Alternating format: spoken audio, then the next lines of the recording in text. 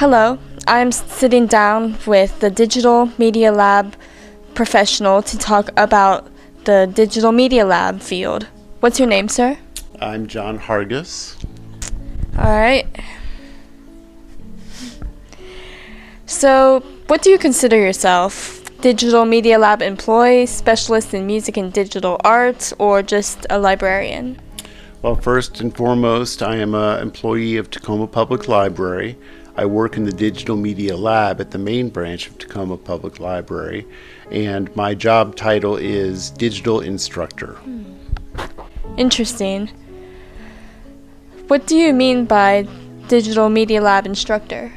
So my primary role is to teach patrons that come in and want to learn how to make digital media. That includes video, audio, music, graphics. So I know a little bit about those disciplines, and I usually work with patrons to help them on their projects. That's cool. So if I just came in, if a new student came in, what would that look like? How would you introduce them to that? When a patron comes in, the first thing I ask them is what is their objective? Sometimes they need to talk through their project in order to have a sense of focus about it. So they may come in with some vague ideas about what they want to do, but I usually start by talking to them for a few minutes to find out what it is they want. Cool. Do you remember your first time hearing about the Digital Media Lab and what you thought of it? So yeah, I have a background in public access television, so I learned in college how to use video cameras and communications technology to record things like this interview and various other video and audio applications. When I heard about the job at the library, I was actually just a random carpool with another parent for a field trip, and they told me all about the Digital Media Lab because they thought that my skills and experience might be suitable. Interesting. What made you think that you were the right person for this platform?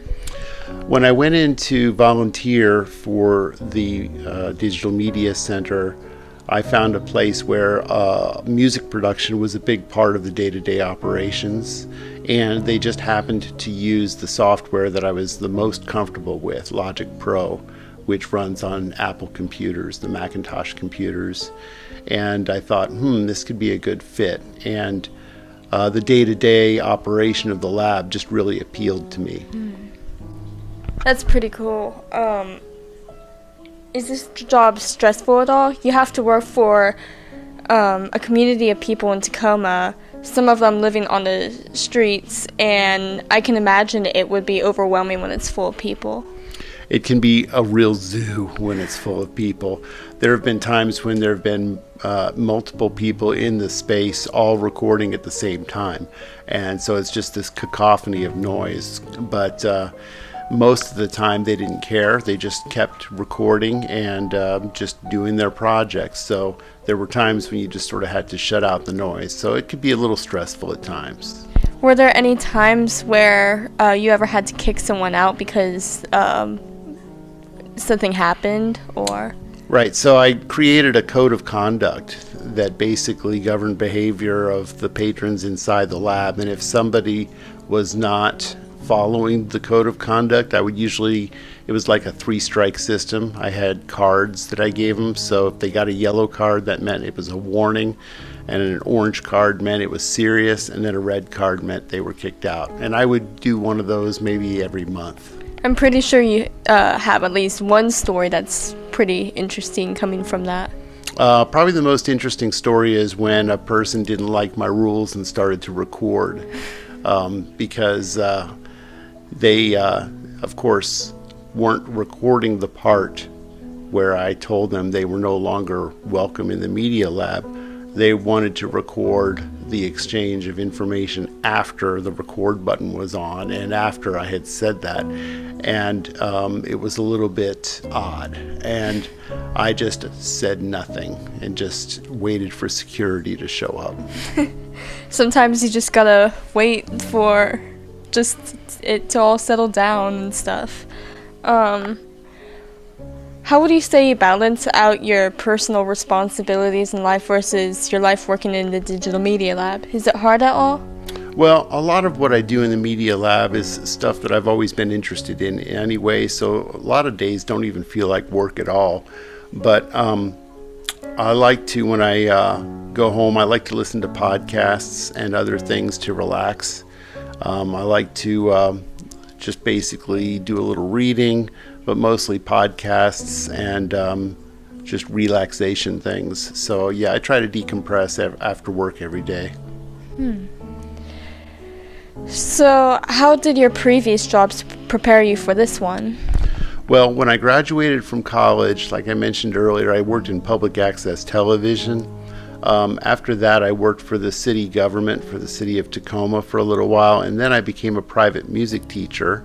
And all of those jobs have elements of what I do today. So I think just about every job I've ever had prepared me for the job I have now. That's pretty cool. What is something you would change about this job, if anything?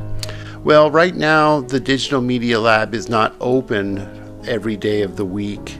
The main branch is doing a remodel right now, so I don't get to interact with the public as much as I would like to. Oh, that must be hard. It's a little bit frustrating, but once the Media Lab is transformed in 2024, it'll be a makerspace, and that'll allow for a whole lot of different kinds of projects, not just audio and video and graphics, but also creative endeavors like rock painting or sewing and textiles or laser engraving using specialized equipment. That's so cool that you get to teach kids and adults how to do all that, especially for people who might not have all the money to do that. You know, one of the things that I know will carry over is that sometimes when people are doing art for the first time, they're really hesitant to do it. They're nervous about it. They don't think they can do it. So a big part of my job will be encouraging them to create and to let them know that it's all about making mistakes and trying to make adjustments and practice like anything else. Good art requires practice. That's pretty cool.